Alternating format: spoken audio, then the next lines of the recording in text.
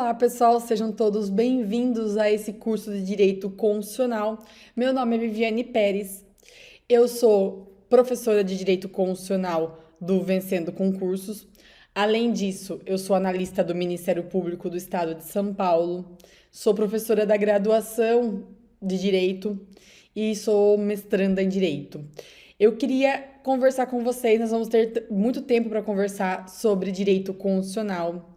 E você saiba que é uma matéria super importante para a sua aprovação no concurso. Por quê?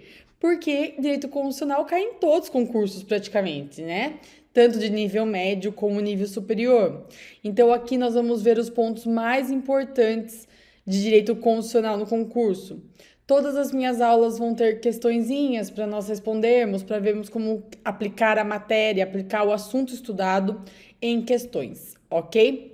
Então vamos juntos nesse caminho da sua aprovação. Com certeza você vai ser aprovado. Se você estudar, se dedicar, assistir às aulas e refazer questões, não tem como não ser aprovado, né? A gente estuda, se dedica e a nossa vitória vem em algum momento, ok? Vamos começar essa matéria que é a melhor matéria, é uma matéria muito gostosa de estudar, é uma matéria fácil até quando nós estudamos de maneira correta. Nós precisaremos da Constituição Federal, óbvio, né? Se a gente vai estudar direito constitucional, nós vamos precisar da Constituição Federal. A Constituição Federal, ela tem meio digital, né? Você consegue no Google, como digitando Constituição Federal e vai aparecer no site do Planalto. Tem ela fisicamente, de várias maneiras que você pode adquirir. E aqui você pode acompanhar também pelas minhas aulas. Eu vou sempre colocar os artigos, você consegue acompanhar, ok, pessoal? Vamos começar hoje com um tema que sempre cai nos concursos. É um tema super importante para o seu concurso. Olha lá, vejam como nós vamos começar. Nós vamos começar com os princípios fundamentais, pessoal. Os princípios fundamentais, eles estão previstos no artigo 1º a 4º da Constituição. Eles estão no artigo 1º a 4º da Constituição. Os temas que sempre caem no concurso público é soberania, cidadania, dignidade da pessoa humana, os valores sociais do trabalho e da livre iniciativa e o pluralismo político, que é o 1º artigo da Constituição. Vamos dar uma olhadinha nele para começarmos a trabalhar? Deixa eu abrir aqui. Olha o que fala o artigo 1º da Constituição Federal do Brasil, dos princípios fundamentais. Ele fala que a República Federativa do Brasil, formada pela união indissolúvel dos estados e municípios e do Distrito Federal, constitui-se em Estado democrático de direito e tem como fundamentos. Aí a gente para aí e pensa. Esse artigo 1º ele é muito rico, porque ele já te dá várias informações, várias respostas para você acertar questões em concurso. A primeira delas é os entes federativos. O artigo 1º ele fala que o Brasil, quem é o Brasil? O Brasil é a República Federativa do Brasil. A República Federativa do Brasil, ela é formada pela, olha lá, a união que é indissolúvel dos estados, municípios e Distrito Federal. Esses são nossos entes federativos, ou seja, são as pessoas jurídicas de âmbito nacional que formam o Brasil. Então, eu tenho a União, que é o que nós costumamos chamar de federal, né? Mas é a União. Os estados, cada um seu, mas o ente federativo que a gente fala é estado. Porém, claro que nós sabemos que existem vários estados no Brasil, mas aqui a gente está falando do ente estado, do Distrito Federal e dos municípios. Então, olha lá, você já tem que saber isso de cara. E aí, você tem que saber que o Brasil, a República Federativa do Brasil, ela tem fundamentos. Fundamentos. Quando eu penso em fundamentos, eu sempre vou pensar para a prova. Eu tenho que achar o que o examinador quer. Quando eu olho o que o examinador quer, e se ele me falar que ele quer princípios fundamentais, ou se ele falar que ele quer fundamentos da República Federativa do Brasil, isso quer dizer que ele quer o artigo 1º.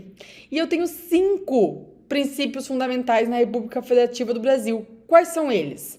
Eu tenho a soberania, a cidadania, a dignidade da pessoa humana, os valores sociais do trabalho e da livre iniciativa e o pluralismo político. Eles são os nossos fundamentos. Isso para concurso público é muito interessante. Por quê? Aqui a gente consegue decorar de algumas formas. Nós conseguimos decorar com as iniciais de cada princípio. Então, a gente pode formar aqui o que a gente chama de quem estuda para concurso, quem estuda para concurso já ouviu falar, né? Olha lá, de soberania, de cidadania, de dignidade humana, de valores sociais do trabalho e da livre iniciativa, e de pluralismo político. Então, o que a gente forma aqui, e você vai lembrar dessa forma no concurso público, é o Socidivaplu. Você vai lembrar que o Socidivaplu é uma forma de eu decorar quais são os princípios da República Federativa do Brasil. Ah, professora, perguntou na prova quais são os princípios da República Federativa do Brasil? Eu tenho que saber que são todos eles? Vai depender sempre se a questão vai te perguntar que ela quer todos ou se ela quer um, dois, dentre outros. Aí você pode saber só um ou outro. Porém, eu preciso saber quais são. E para saber quais são, essa é a forma mais fácil, que é o Socidivaplu, ok? Mas vamos continuar vendo o que cada um representa aqui no Brasil. O primeiro deles, que é a soberania, ela é um atributo do Estado brasileiro que significa que ele não se subordina a nenhum outro, tanto na órbita internacional quanto na órbita interna. Isso é muito interessante, pessoal. Eu sempre ouço alguém me falar assim, mas por que os Estados Unidos não vem aqui e fala, Brasil, faça assim, faça assado, ou outro país? Ou por que os Estados Unidos não vai no país X que tem apedrejamento em praça pública, que tem pena de morte, e não fala, não pode. Não existe isso, pessoal. Todo país é soberano. O que é soberania? Quer dizer que tanto na órbita interna como na órbita externa, internacional, ninguém pode mandar nele, tá? O Brasil, ele aqui dentro, quem manda na República Federativa do Brasil é o povo, então ele realmente é soberano, e lá fora ele também é soberano.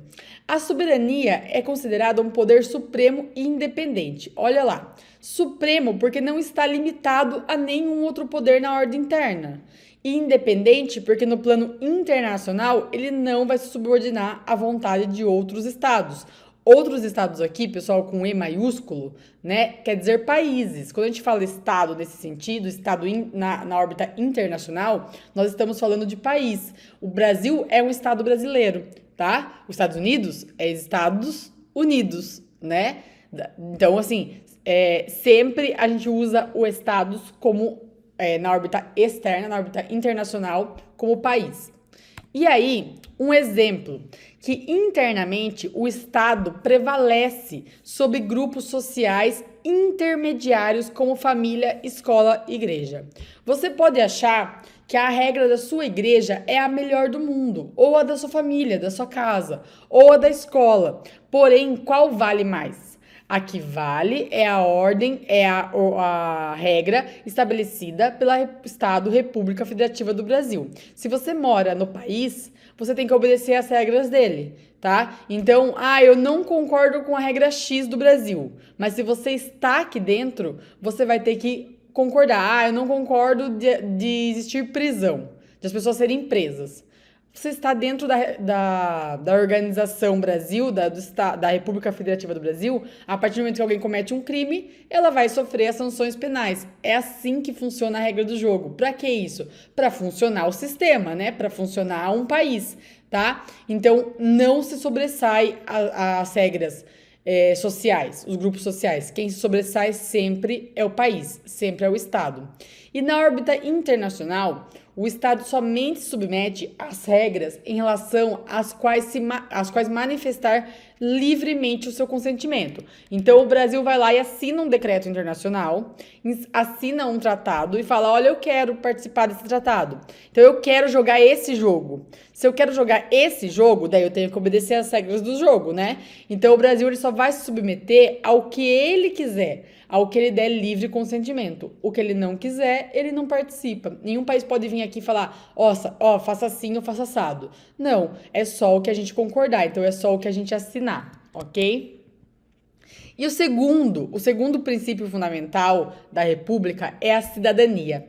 A cidadania, por sua vez, demonstra o compromisso do legislador constituinte com o povo, pessoal. A cidadania é o que liga, é o que faz o vínculo do país com o povo. Por meio desse fundamento, busca-se que a participação popular nas decisões políticas do Estado seja crescente, o que é garantido ao longo do texto constitucional por meio do voto, da iniciativa popular, das leis e de outros instrumentos. Então, lembre-se sempre, cidadania é o que faz o povo ter o título de cidadão. É o que liga nós ao país, é o que faz com que nós consigamos alterar as regras do país. E assim com o tempo vai evoluindo, né? Vai mudando o que o país pensa, como o país age, como o país evolui, ok? O terceiro princípio fundamental, e hoje um dos mais proclamados, mais em altas e mais pedidos em concurso público, é a dignidade da pessoa humana, tá?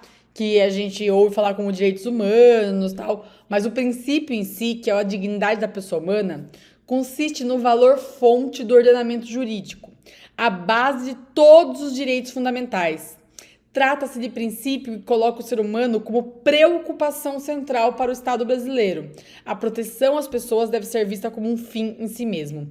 Sempre lembre-se que o nosso Estado, o nosso país, ele é um país voltado com a preocupação do ser humano. Então, o Estado brasileiro, ele coloca o ser humano como centro da sua preocupação. Então, nesse caso, a nossa Constituição, que é chamada de Constituição Cidadã, ela está voltada a preservar a dignidade da pessoa humana. Então, sempre que tiver dois direitos em conflito e esses dois tiver um prezando pela dignidade da pessoa humana, é esse que a gente vai considerar como mais importante. Então, pense na pandemia, que nós tivemos vários conflitos, né? Mas o maior deles sempre foi a economia, que no final a economia também vai gerar uma dignidade humana, mas ali, aquilo que eu estava de frente com ele, com aquela verdade, era a economia e a saúde, certo? Era o que estava mais de frente comigo ali na pandemia. Tinha a saúde e a economia. O que eu preservo primeiro? Preservo primeiro a saúde, porque a saúde é o que está mais ligado com a dignidade da pessoa humana, aquelas pessoas que eu preciso preservar. E depois eu vou pensar na economia, que também vai gerar uma dignidade da pessoa humana. Mas pense sempre que o valor mais importante para nós, no Brasil, na República Federativa do Brasil, é a pessoa, tá? E aqui, um exemplo é, segundo o STF, a dignidade da pessoa humana é princípio supremo e significativo vetor interpretativo. Então, sempre que o STF tiver uma decisão para tomar, ele vai tomar com base no princípio da dignidade humana. Tem a súmula 11, a súmula vinculante 11, que fala de algemas, depois dá uma olhadinha se você tiver interesse. A súmula vinculante 11, ela dá um exemplo, ela fala que as pessoas não vão ser algemadas sem necessidade, tá? Só em necessidade e justificado. A pessoa que está algemando teria que justificar. Por que isso? Para não afetar a dignidade humana, porque a dignidade humana vem primeiro. A súmula vinculante 14, ela fala do direito do defensor, do advogado, acessar a inquérito policial. Também é baseada na dignidade da pessoa humana, porque o defensor, para defender aquela pessoa, ele precisa ver o que está encartado nos autos. Também, se tiver curiosidade, dá uma lida na súmula vinculante 14.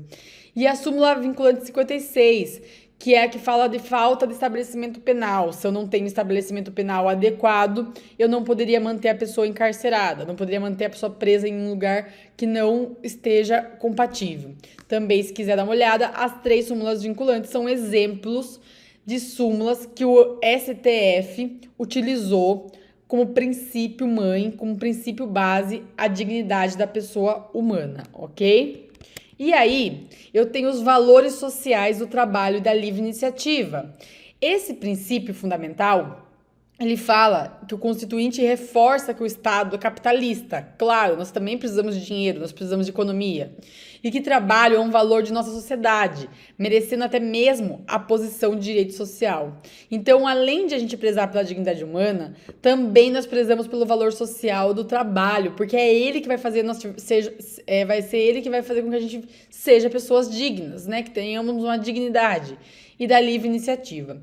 Também é um princípio fundamental. E o último princípio fundamental é o pluralismo político. Ou seja, o Brasil não é um país bipolítico, igual os Estados Unidos, por exemplo, que é republicano ou democrático.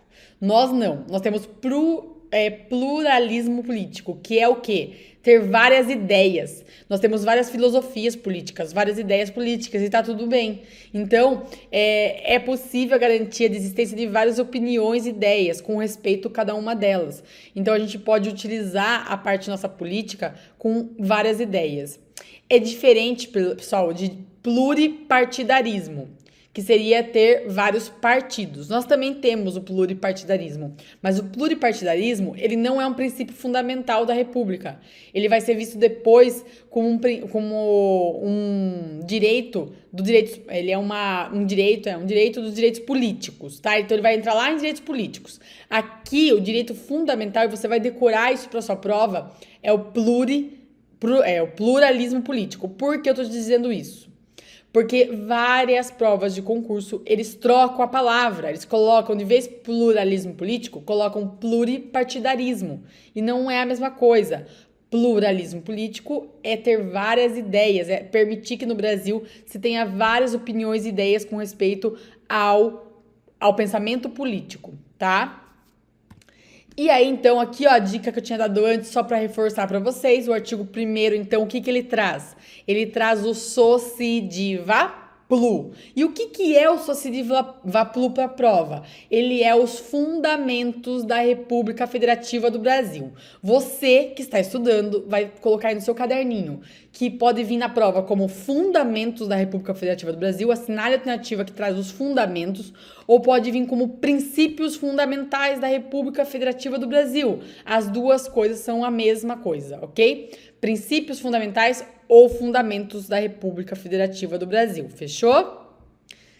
Pessoal, era isso que eu tinha para falar para vocês hoje. Era isso que nós tínhamos que ver sobre princípios fundamentais. Na próxima aula, a gente continua a Constituição Federal nesse início e você já vai pegando o jeito, já vai respondendo algumas questões e a gente já vai ficando craque nisso, ok? Vejo vocês na próxima aula, pessoal. Obrigada pela presença. Até mais. Tchau, tchau. Olá, você acaba de assistir a uma aula ou uma parte das muitas aulas que nós temos aqui no curso preparatório Gabaritando Câmara de Belo Horizonte para o cargo de Técnico Legislativo 2.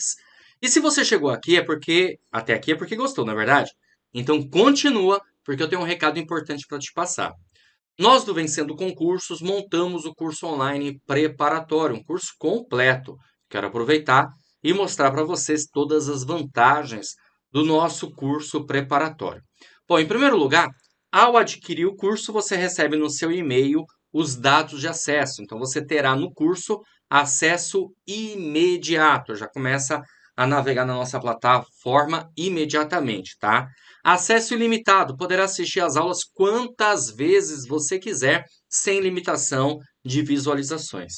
Você terá também no curso Teoria e Questões Comentadas. Aliás, centenas de questões comentadas pelos nossos professores, o que vai fazer uma diferença muito grande aí na sua preparação. Material em PDF das aulas, ok? Você vai conseguir baixar o material em PDF, que são os slides que os professores trabalharam para gravar as aulas para vocês. E bônus, caderno de questões. São questões gabaritadas para você treinar. Aliás, milhares de questões, viu? Separadas por matéria. Então, você vai fazer o download e vai resolver as questões. Como se fosse vários simulados aí para você treinar e treinar bastante. Além disso, um novo bônus eu vou estar colocando aqui para vocês. Redação corrigida. Olha que maravilha, gente. O concurso técnico legislativo 2 exige do candidato redação. Então, você vai ter direito a 2 redações corrigidas aí pelo nosso professor especialista na área. Bom, tudo isso, valor especial de lançamento. Olha só, de R$ 497 por apenas R$ 247 à vista ou 12 vezes de R$ 24,65. Pagando apenas isso, você terá o curso online completo e vai iniciar imediatamente a sua preparação. Para adquirir o curso, você vai fazer o seguinte: abaixo do vídeo, na barra de descrição, na barra de comentários, vai ter um link. Você vai clicar nesse link e vai ser redirecionado à página do curso. Lá encontrará todas as informações necessárias. Aí é só preencher seus dados, escolher a forma de pagamento e pronto, vai começar a estudar aqui com a gente no Vencendo Concursos, porque aqui você vence. Se tiver alguma dúvida, lá na página do curso tem um chat online. É só você digitar que um dos nossos consultores vai te atender imediatamente e vai sanar todas as suas dúvidas.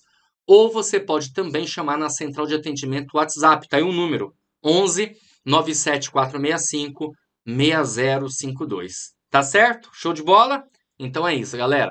Bom, eu vou ficando por aqui. Um grande abraço para vocês e ó, te aguardo dentro da plataforma, tá bom? Então já clica no link aí, faz a sua matrícula e inicia a sua preparação. Valeu!